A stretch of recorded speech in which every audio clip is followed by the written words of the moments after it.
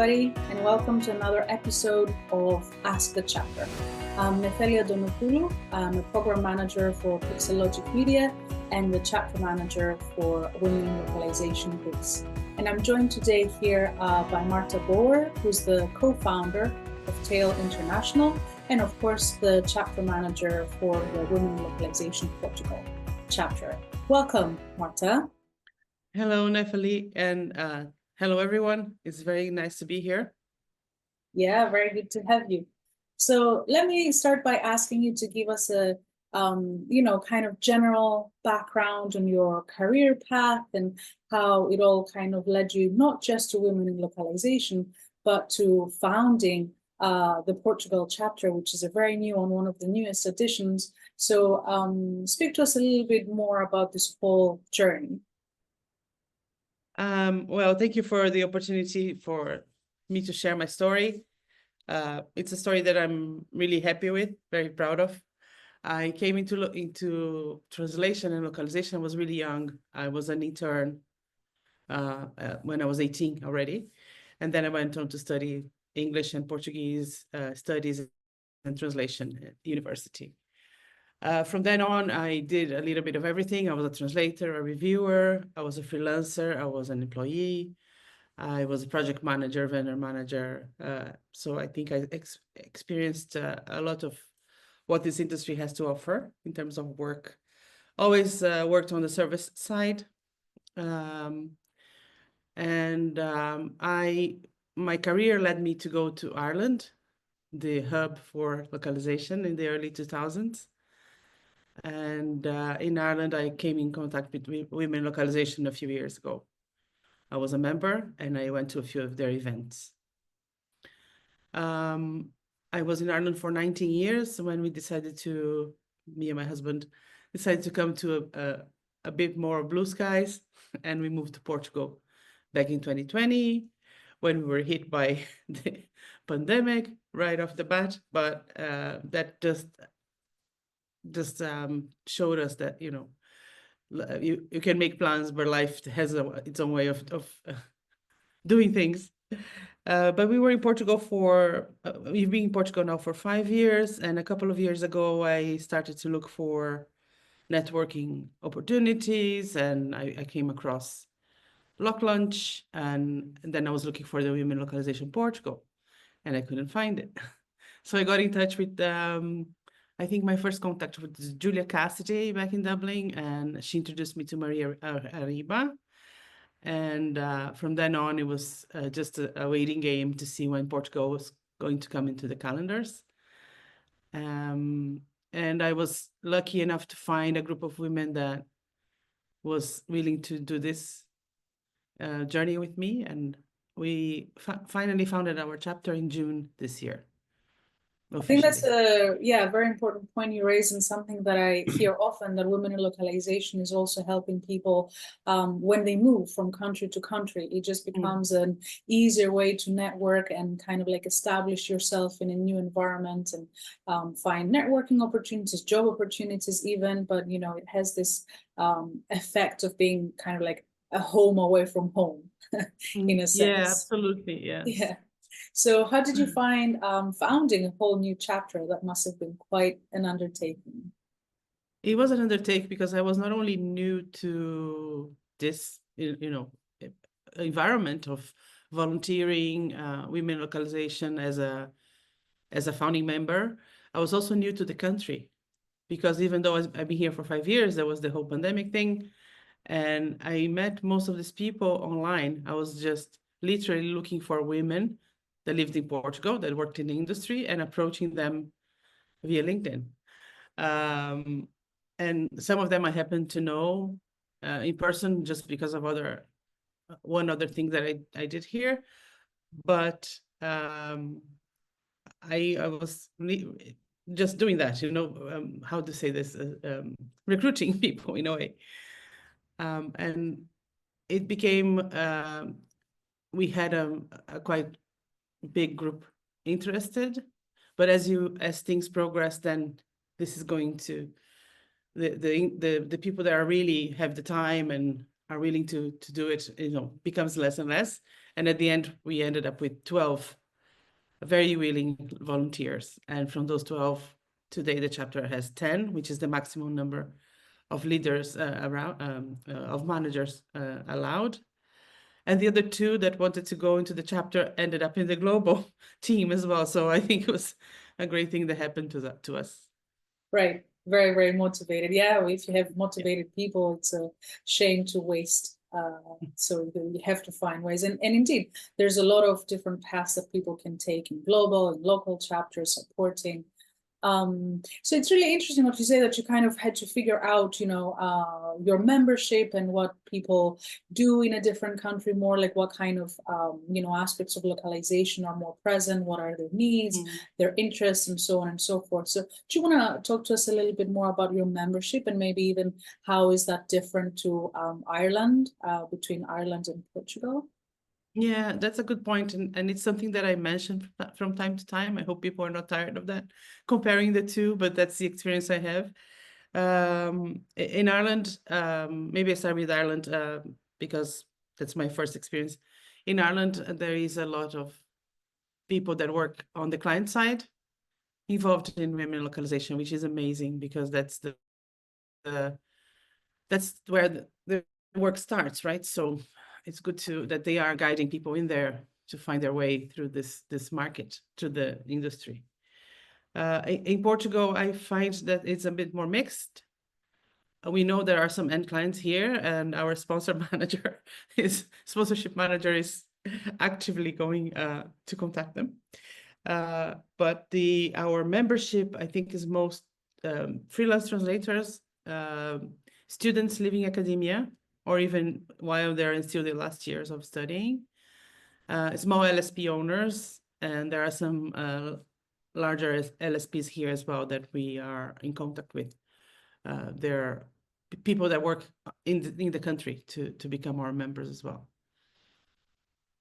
So the difference mainly from Ireland to Portugal is Ireland is more client-side oriented, although they attract people from all walks of life. And in Portugal, I think it's more student and freelance oriented, with this of expanding to attract clients and LSPs. Yeah, I think I found exactly the same coming from London to Athens. It's this idea where you have, of course, in these hubs of production, you have a lot more people that belong to clients, LSPs, that side of the ecosystem, if you like. And over here, it's mostly translators, academia. It's very similar differences, if one can say that. Okay. That's brilliant. And then, so in terms of events, I mean, I know that you're a very new chapter and you just held your inaugural event. So if you want to talk to us about that and how it went, but also, what kind of plans do you have for the future? What kind of types of events? What would you like to cover? And all that kind of planning that I know usually people have more ideas than they can actually possibly put into effect, but still it's nice to dream. Yeah, it's a good problem to have more content and events than we can perform or realize. Yeah, so far so good. The experience has been amazing. Our 10 volunteers work very hard. Our social media manager and marketing managers are working. You can see our content on LinkedIn and Instagram. Every week there is something that they post about us or that we ask them to post. So regarding events, we had our inaugural events on the 10th of October, 10 out of 10. That was a joke that we had internally. We managed to get 60 people present at the event. It was in a very nice venue that our sponsorship manager managed to secure for us. We had 7 sponsors, our first event, everyone contributing a little to our event to become a reality. And while we were organizing the big event, there was the International Translators Day on the 30th of September. So our marketing manager had the idea to do an online event with 2 associations, the Associations of Translators and Interpreters for Portugal and the Association of Translators for Audio Visual Content for Portugal. So that was a kind of a roundtable we did with the two representatives from those associations and myself, and at the end we answered some questions. So yeah, our experience so far has been very positive. Yeah, that's very interesting. And it's true that you need to have a bit of a mix, right? I mean, obviously virtual events are easier for everyone to be included, even if they're not geographically present, because I think in most countries, you know, the main city or the capital city tends to be where everything is organized. And then the rest of the people, especially I think in countries where, you know, the membership is more freelancers or students, they're not always concentrated in the capital. But then, of course, there's also the you know, benefits of meeting face to face and actually networking. So it's good to have a mix of both. Yeah. Brilliant. So what's your future plans like? That's great that you ask us that, because on Saturday, of all days, we will meet for most of the day to plan our 2025 for women localization. Most of us will be there. I think 9 out of the 10 volunteers will be there, managers. And we are calling this our strategic planning for 2025 for women localization. We have a list of events that we'd like to realize next year, lots of ideas. And also what will guide us through next year. What I observed about Portugal is that there is a big distance between what freelancers and academia do and what clients do. So we would like to bridge that gap as much as possible, bring information to the community.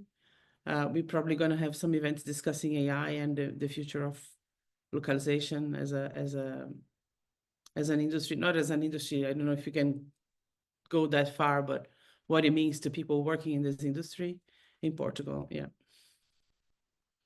Yes, that's brilliant. That's always a very important thing to bridge kind of industry and academia. Yeah. Really, really worth doing. And I'm also, I find it very interesting that you say, and you're the second chapter manager that I hear say that, of having a planning day, like some time that you meet for more than just an hour's meeting every week, and you just sit down and really kind of punch out the work. That's a very good idea, and you know, a tip that maybe other people can take on board and get through more work that way. Yeah. That's great. Thank you very much. I think these are all the questions that I kind of had in my mind, but is there anything else that you would like to add, or something you think, you know, our members would find interesting? I think that the first experience we had with volunteers, that we had too many for the first round of for our first mandate, let's say like that. If you have extra people trying to work, it's great to know that the job board has some roles that people can apply for in other, not in other chapters per se, but for the global community, and for countries that don't have women localization yet, people can participate in other ways as well. Yes, very true. There's more than enough work to go around for everyone.